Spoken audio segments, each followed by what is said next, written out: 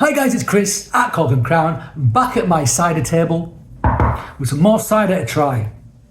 And it's from Rull Orchard. It's another one from Rull Orchard. So Mike, aided by Claire, I believe, at Rull Orchard. Basically, it's all about sustainability, etc.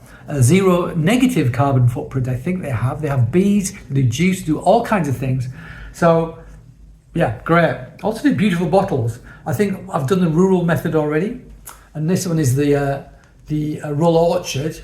So this is from, is it just from this? No, I think I've got another one which is just from their own orchard. I think this one is from other orchards as well. Normandy style cider, made and grown in Devon. So Normandy style, so therefore we assume kieved.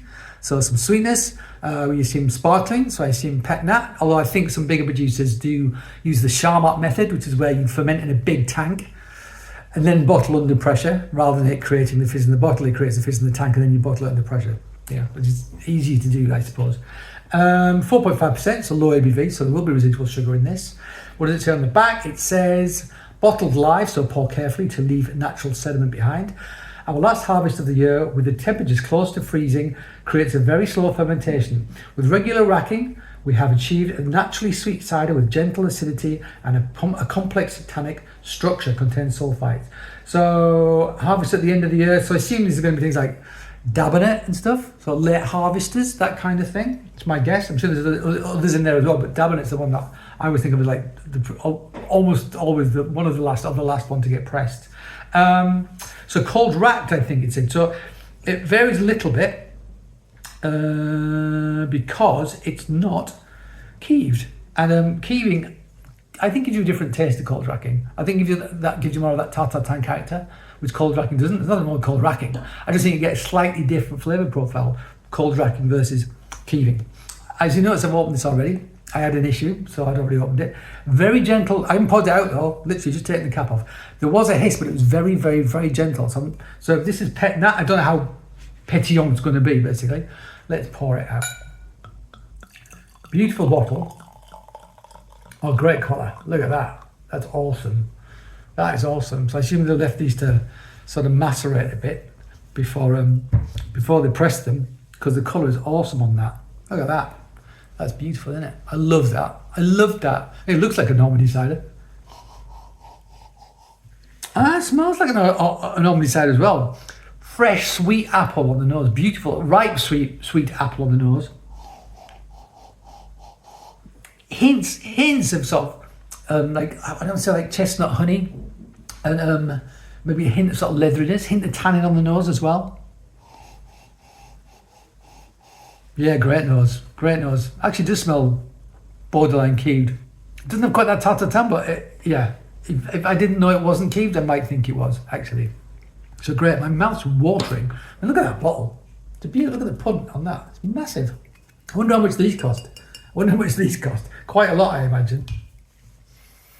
Right, let's taste it.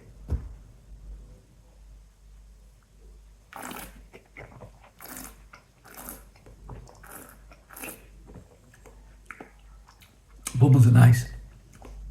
I'd rather have them under than over. But what I'm getting on the palate follows through a lot from what I got on the nose. This does have tannin. It does have leathery tannin. I would say the sweet apple element makes me think Normandy, but that tannic element makes you think Breton sort of ciders. They tend to be more tannic, they tend to be more leathery. And this sits somewhere between the two for me, like Normandy meets Breton. Both of which I love. So obviously I'm liking this.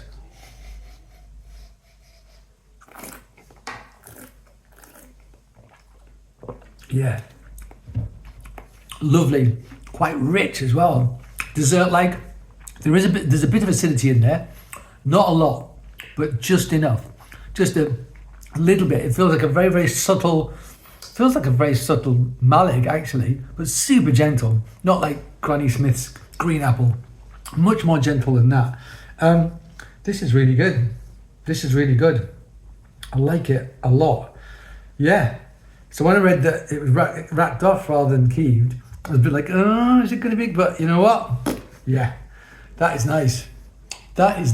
These people are doing things properly. They really are. And I've got quite a few left to try still. I've got their single orchard from their own orchard, the first batch of that ever. I've got a Harry Masters jersey, single variety to try from them as well. What else have I got to try from them? Can't remember. Those, basically. Probably those. That's 4. I think I've got 4, yeah. So that'd be 4. So yeah, there you go, guys. Rull Orchard, we like very much. 4.5% makes me very, very happy because it's delicious, but won't get me too drunk. And I don't want to get drunk. I've got things to do. I've got a life to lead. All right, guys. Thank you for joining me at my cider table. I hope you join me again. But until that time, cheers.